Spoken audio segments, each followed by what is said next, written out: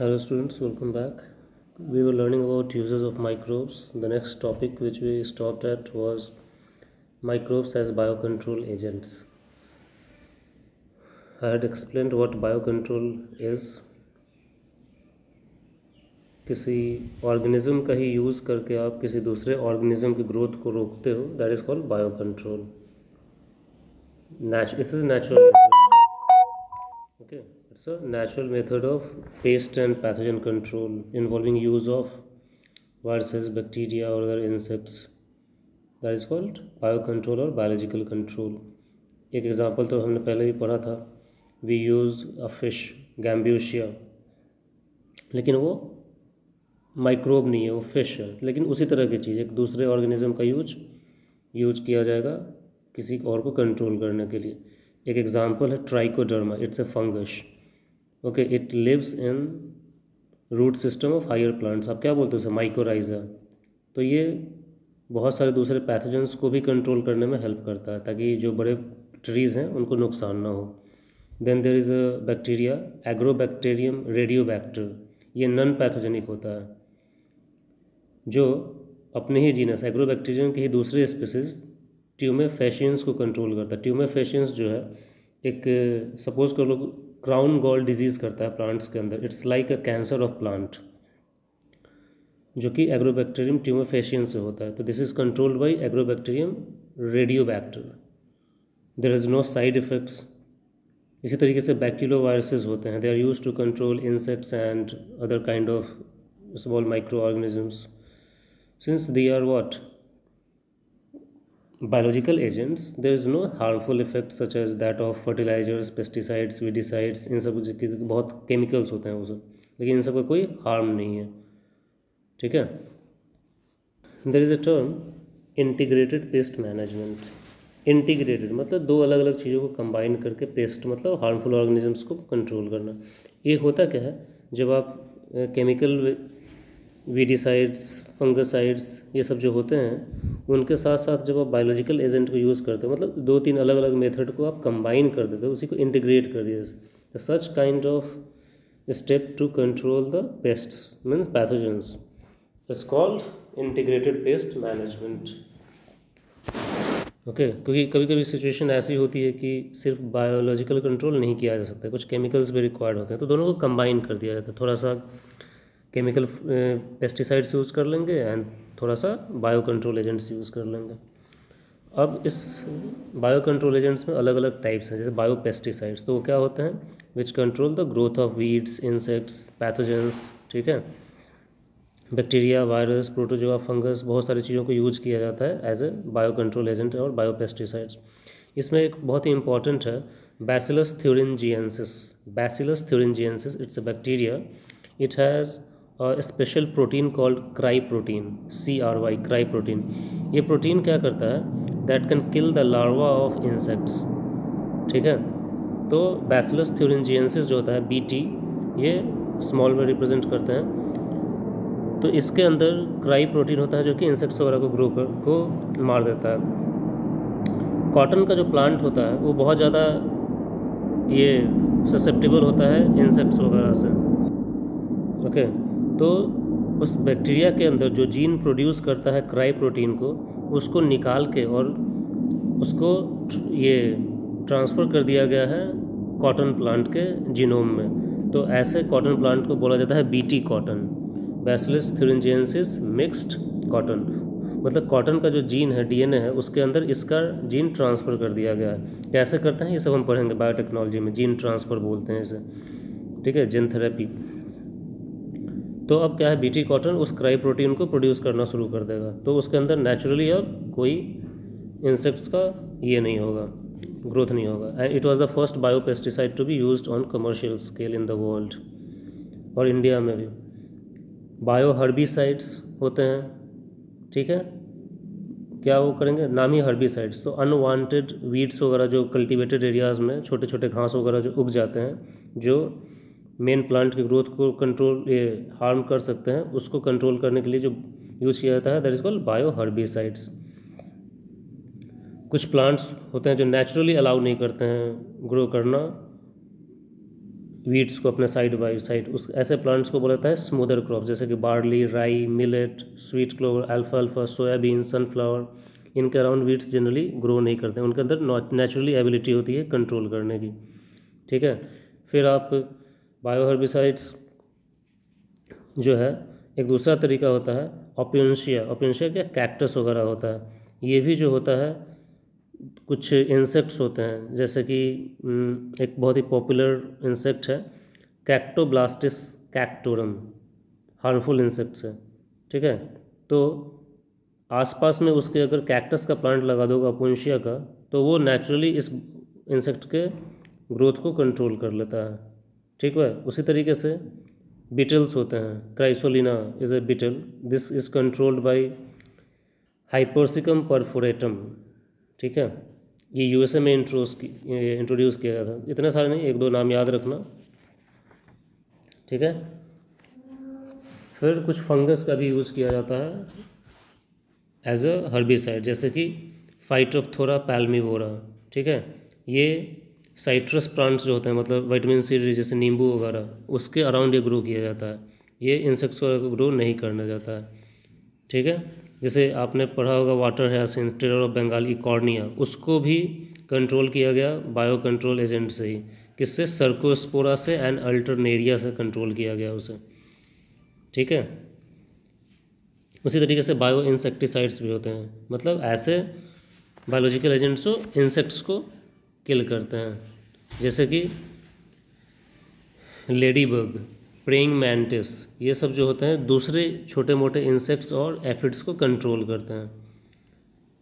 एक होते हैं organism parasitoids. Parasitoids are the organisms that live as parasite for some time and free living form at other times. ठीक है, मतलब पहले वो पैरासाइट्स की तरह रहेंगे, बाद में वो इंडिपेंडेंट हो जाते हैं। तो ऐसे ऑर्गेनिजम्स को बोला जाता है पैरासिटोइड्स। कभी कभी इन पैरासिटोइड्स को भी यूज किया जाता है in control of some harmful organisms, जैसे कि कॉटन में एक डिजीज़ होती है कॉटन बॉलवर्म। ठीक है, उसको कंट्रोल करने के लिए एक वायरस यूज़ किया जाता है बैक्टीरियोवायरस हेलियोथिस, ये एक पैरासिटोइड है। उसी तरीके से बैसिलस थुरिंजिएंसिस तो बताया ही मैंने। एक फंगस होता है एंटोमोफ्थोरा, एंटोमोफ्थोरा, ये पोटैटो में इंसेक्ट्स वगैरह के और एफिड्स वगैरह के ग्रोथ को कंट्रोल करता है। फिर कुछ नेचुरली भी इंसेक्टिसाइड्स होते हैं, जैसे कि नीम, आपने सुना होगा मार्गोसा, एजाडिरेक्टा इंडिका, इसके अंदर नेचुरली वो क्या बोलते हो आप, इंसेक्टिसाइडल प्रॉपर्टी होती है। गांव वगैरह में देखते हो नीम वगैरह को जलाया भी जाता है मच्छरों वगैरह को और इन सब जो चीज़ों को हटाने के लिए। उसी तरीके से कुछ रोटिनॉन्स होते हैं, just minute, so I was talking about rotenone. Rotenone भी क्या होता है, पावरफुल क्या होता है, इंसेक्टिसाइडल्स प्रॉपर्टीज़ इनकी होती है। इसको रोटिनॉन जो होते हैं they are kind of chemicals, they are obtain from the plants of derris elliptica, derris elliptica, तो ये भी इंसेक्टिसाइड की तरह काम करते हैं। फिर जो निकोटीन होता है, जो लोग स्मोक करते हैं, उसके अंदर भी इंसेक्टिसाइडल प्रॉपर्टी होती है। देन एक और इम्पॉर्टेंट इंसेक्टिसाइड है, उसका नाम याद रखिएगा, पायरेंथ्रम। क्या बोलते हैं, पायरेंथ्रम, ये क्राइजेंथीमम से मिलता है। ठीक है, उसी तरीके से होता है थोरियोसाइड, ये बैसिलस थुरिंजिएंसिस से ही मिलता है, जो क्राई प्रोटीन जो मैंने बताया आपको। फिर कुछ ट्रांसजेनिक प्लांट्स यूज़ करते हैं हम लोग, जैसे बैसिलस थुरिंजिएंसिस की मैंने बताया, क्राई प्रोटीन का जो जीन होता है that is transfer to cotton plant. तो ये सब क्या है, बायो इंसेक्टिसाइड्स, पैथोजेंस वगैरह जो भी है इसे बोलते हैं। Now will learn about use of microbes as bio fertilisers. ठीक है, ये भी एक इम्पॉर्टेंट चीज़ है, इसके बारे में आपने थोड़ा बहुत पहले भी पढ़ रखा है। तो केमिकल फर्टिलाइजर्स हम यूज़ करते हैं, right, because of which what happens, पहले तो क्रॉप का यील्ड बढ़ता है, but since they are chemical things they cause pollution of soil, water, and even they cause damage to the crops after a long use. So instead of that we are promoting organic farming. What is organic farming? The use of natural manures, those cow dungs, biofertilizers वगैरह, biopesticides वगैरह use करके। ठीक है, तो what are biofertilizers? Biofertilizers are microorganisms which bring about enrichment in nutrient quality of the soil bye their own biological activity, मतलब खुद उनकी activity होती है सॉयल के अंदर न्यूट्रिएंट को बढ़ा देता है। ठीक है, such organisms are called fertilizers and अब बैक्टीरिया, साइनोबैक्टीरिया, फंगस, ये सारे काम कर सकते हैं एज ए बायो फर्टिलाइजर। आपने पहले भी सुना है नाइट्रोजन फिक्सेशन में माइकोराइजा, ये सब क्या है, बायो फर्टिलाइजर्स के ही एग्जाम्पल है। अब इसमें अलग अलग टाइप्स हैं, कुछ मोस्टली क्या है, जैसे माइकोराइजा क्या करता है, फंगस और ट्री के रूट्स का एसोसिएशन है, तो that mostly helps in absorption of phosphate from the ground. Bacteria, cyanobacteria nitrogen fixation में। अब कुछ free living nitrogen fixing bacteria होते हैं जो सॉइल में फ्रीली रहते हैं and fix the nitrogen. They are mostly saprotrophic, जैसे कि एजोटोबैक्टर, बैसिलस, क्लोस्ट्रीडियम, बेजरिंका। अब इसमें से कुछ एरोबिक हो सकते हैं, कुछ एनारोबिक हो सकते हैं। ठीक है, अब इसमें फोटो ऑटोट्रोपिक भी होते हैं, जैसे कि rhodopseudomonas, rhodospirillum, chromatium, they are all free living, जितने भी मैंने बताया। ठीक है, कौन कौन से मैंने बताया, एजोटोबैक्टर, बैसिलस, क्लोस्ट्रीडियम, बेजरिंका, रोडोस्यूडोमोनास, रोडोस्पाइरिलम, क्रोमैटियम। तो इन सब को जानबूझ के इनोक्यूलेट किया जाता है सॉयल के अंदर, इनको डाला जाता है so that they increase the soil में नाइट्रोजन का कंटेंट। ठीक है, जैसे कि एजोटोबैक्टर है, उसको कॉटन, राइस, मेज, इन सब के फील्ड में डाला जाता है, जिससे कि आप नाइट्रोजन फर्टिलाइजर जो ऐड करते हो, यूरिया वगैरह, उसके कॉस्ट को आप बचा लेते हो ऐड करने के। एजोटोबैक्टर जो होता है, एजोटोबैक्टरीन नाम से मिलता है मार्केट में, तो उसको लेके सॉइल के अंदर ऐड कर दिया जाता है। ये सब थे free living nitrogen fixing bacteria. कुछ free living nitrogen fixing cyanobacteria, blue green algae, ये भी बैक्टीरिया है, बस दे आर व्हाट, फोटोट्रोपिक, जैसे कि एनाबिना, नॉस्टॉक, ओलोसिरा, टोटोफाइथोरिक्स, नहीं टोटोपॉथरिक्स होता है, फाइथरिक्स नहीं, टोटोपॉथरिक्स, सिलिंड्रियोस्पर्मम, स्टिगोनिमा, ये सब साइनोबैक्टीरिया होता है विच आर फोटोसिंथेटिक। ठीक है, ये नाम आप याद रखिएगा। ये इसमें से जो ओलोसिरा है, ओलोसिरा फर्टिलिजिमा, इसको सबसे एक्टिव माना जाता है in the rice field, rice के फील्ड में इसको ऐड किया जाता है। फिर सिलिंड्रियोस्पर्मम जो कि शुगर केन और मेज वगैरह के ग्राउंड में यूज़ करते हैं इसे, बहुत सस्ते में ये लोग मिल जाते हैं, ग्राउंड के अंदर डाल दो और ये नाइट्रोजन के साथ साथ कुछ कुछ जो होते हैं फॉस्फेट, मोलिब्डेनम, पोटेशियम, इन सब को भी यूज़ करने में हेल्प करते हैं प्लांट्स को। कुछ ऐसे भी होते हैं जो प्लांट्स वगैरह के साथ बहुत ही लूज एसोसिएशन में रहते हैं। ठीक है, जैसे कि एजोस्पाइरिलम, ठीक है, ये हायर प्लांट्स के रूट्स में रहता है, विदाउट कोई क्लोज कांटेक्ट नहीं होता है। ऐसे एसोसिएशन को बोला जाता है राइजोस्फीयर एसोसिएशन। एजोस्पाइरिलम का लूज कांटेक्ट हुआ, बहुत ज़्यादा डिपेंडेंट नहीं है, प्लांट पे डायरेक्टली वो डिपेंड नहीं होता है, प्लांट से वो कुछ लेता नहीं है। वो क्या करता है, प्लांट का जो एक्सक्रीटरी वेस्ट होता है उसको लेता है, ये प्लांट जो एक्सक्रीशन में छोड़ते हैं अपना। ठीक है, तो इसी कारण बोलते हैं कोई लूज एसोसिएशन, डायरेक्ट रिलेशन नहीं है। लेकिन नाइट्रोजन को ये फिक्स करता है, सॉइल में रिलीज़ करता है और प्लांट्स इसको यूज़ कर लेते हैं। तो इस टाइप के रिलेशन को राइजोस्फीयर एसोसिएशन है या एसोसिएटिव म्यूचुअलिज्म बोलते हैं, मतलब एसोसिएटिव सिम्बायोसिस।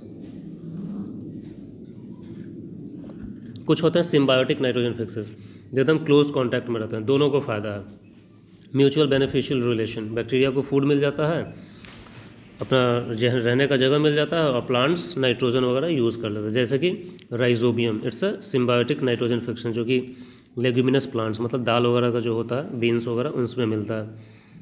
बहुत सारे इसके भी स्पीसीज होते हैं, जैसे rhizobium, leguminosarum, lupini, trifolii, meliloti, phaseoli. Phaseoli is a very important one, सबसे ज़्यादा उसी को यूज़ किया जाता है, चाहे वो कोई भी लेग्यूम हो।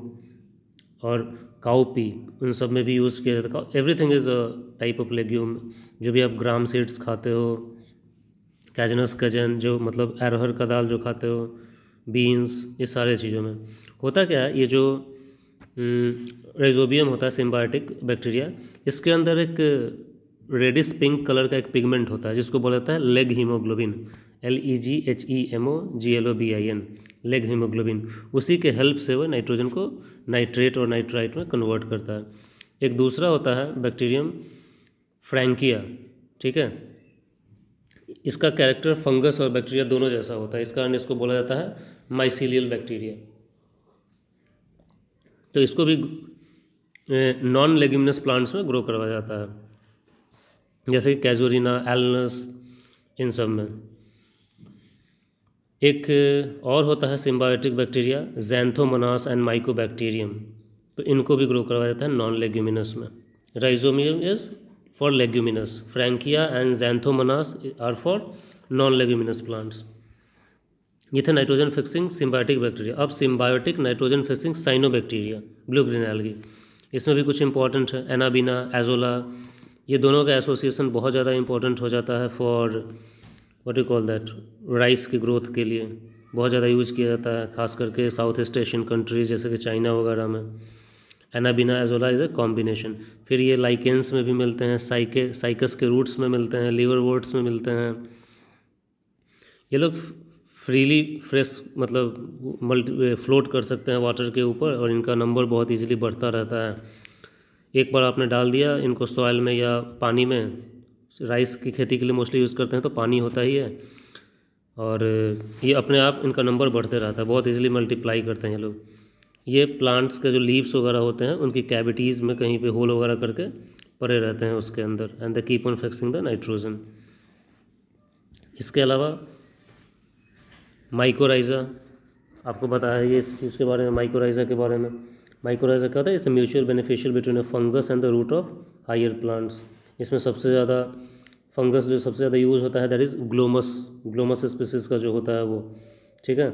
ये क्या होता है, एक डेंस ग्रोथ बना देता है फंगल हाइफी का on the surface of the roots, और ख़ास करके ऐसे प्लांट्स में जिनके रूट हेयर्स, रूट कैप वगैरह एब्सेंट होते हैं, तो उनकी जगह ये एक्ट करके ग्राउंड से पानी को एब्जॉर्ब करता है और उनके जाइलम वगैरह को ट्रांसफ़र कर देता है, बदले में इसको फूड वगैरह प्लांट से मिल जाता है। अब ये जो होते हैं माइकोराइज़ा, ये दो टाइप के होते हैं, एक्टोमाइकोराइज़ा एंड एंडोमाइकोराइज़ा। एक्टोमाइकोराइज़ा वो होते हैं जो सरफेस ऑफ रूट मौजूद होते हैं, मतलब सेल के अंदर नहीं जाएंगे, सिर्फ सरफेस पे मौजूद होते हैं, ठीक है। उनसे ही वो अपना जो प्लांट्स वगैरह रूट से जो शुगर्स वगैरह आते रहता है उसको ये ईट करते हैं, एंड इन बदले अब ये एब्जॉर्प्शन ऑफ वाटर, फॉस्फेट का absorption, formation of humus, release of other inorganic nutrients, absorption of nutrients, मतलब मिनरल्स वगैरह, इन सब चीज़ों में हेल्प करते हैं। तो एक्टो नाम ही है, एक्टो सरफेस पे बाहर, पोटेशियम, फास्फोरस, कैल्शियम, इन सब चीज़ों में भी ये हेल्प करते हैं। यूकलिप्टस, ओक, पाइन ट्री, इन सब पे एक्टोमाइकोराइज़ा होता है, ठीक है। ग्लोमस स्पीसीज मैंने बताया ही सबसे ज़्यादा होता है, बेसिडियोमाइसिडीज मेंबर का होता है वो। और दूसरे होते हैं एंडोमाइकोराइज़ा, जो सरफेस पे हैं लेकिन रूट के सेल्स को अंदर तक ये पेनिट्रेट करते हैं, कॉर्टेक्स तक उसके चले जाते हैं, उसके इंटरसेलुलर स्पेस के बीच में जाके अपना हाइफी को ग्रो करवा देते हैं। क्रॉप प्लांट्स, ऑर्चिड्स, इन सब में इस टाइप का मिलता है, ठीक है। तो फंगल हाइफी जो होता है वो इस तरीके से सेल के अंदर तक न्यूट्रिएंट को खुद से जाके पहुंचा देता है। तो सच फंगल हाइफी आर कॉल्ड पेलोटॉन्स, क्या बोलते हैं, पेलोटॉन्स। ये सेल के अंदर खुद से ये पहुंचा देते हैं न्यूट्रिएंट, क्योंकि वो सेल के अंदर तक खुद चलेगा, और अंदर जाके जो इनका अपना हाइफी होता है, इनका मतलब अपना जो स्ट्रक्चर होता है वो थोड़ा सा स्वेल कर जाता है, ठीक है, सोलन वेसिकल्स के फॉर्म में आ जाता है, और उसको बोला जाता है आर्ब्यूसिकल्स, ठीक है, आर्ब्यूसिकल्स बोलते हैं उसे, ठीक है। एंडोमाइकोराइज़ा को एक और नाम दिया जाता है VAM, वेसिक्यूलर आर्बिस्क्यूलर माइकोराइज़ा, मतलब वेसिकल्स में चला गया, वो सेल्स के अंदर चला गया, और वहाँ पे एयर स्पेस जैसा सोलन वेसिकल्स क्रिएट करता है, इस कारण आर्बिस्क्यूलर भी बोला जाता है। ग्लोमस स्पीसीज मैंने बताया ही आपका। तो ये सब एडवांटेज हैं uses of microbes as bio fertilisers. बहुत सारे नाम मैंने बताया, ध्यान रखिएगा इन सब चीज़ों को। अब इसमें एक और बचता है use of microbes in sewage treatment, so that would be your last video, उसमें मैं आपको ये बता दूंगा, ठीक है। Let me close this was the second last topic you can say. एक वीडियो और बनेगा जहाँ पे मैं आपको बताऊंगा use of microbes in sewage treatment. Okay, thank you.